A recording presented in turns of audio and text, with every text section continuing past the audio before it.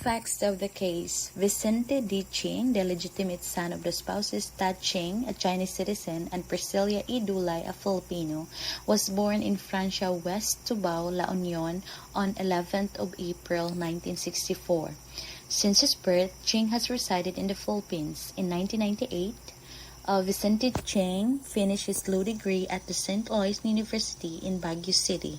He eventually passed the bar, but he was advised that he needs to show proof that he is a Filipino citizen before he allowed to take the oath. His parents were married before he was born in 1963 under 1935 Constitution. A legitimate child whose one parent is foreigner requires a foreign citizenship of a foreign parent. The Solicitor General commented on the case by saying that a legitimate child on a Chinese and a Filipino Ching should have elected Philippine citizenship upon reaching the age of majority. Ching did elect Philippine citizenship, but he only did so when he was preparing for the bar exam in 1998, or 14 years after reaching the age of majority. In conclusion, the OSG point that Ching has not formally elected Philippine citizenship, and if ever he does, it would already be beyond the reasonable time allowed in the present jurisprudence. So the issue is whether or not Ching should be allowed to take the lawyer's oath.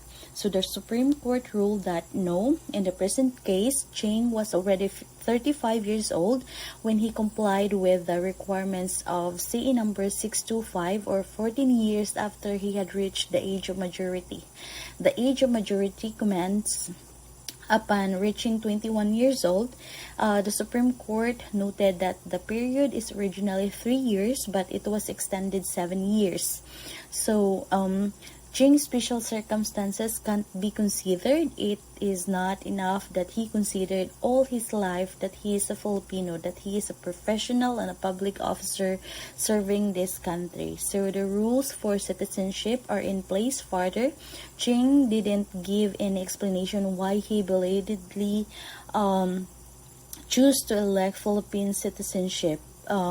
The prescribed procedure in electing Philippine citizenship is certainly not a tedious and painstaking process. All that is required of the elector is to execute an affidavit of election of the Philippine citizenship and thereafter file the same with the nearest civil registry.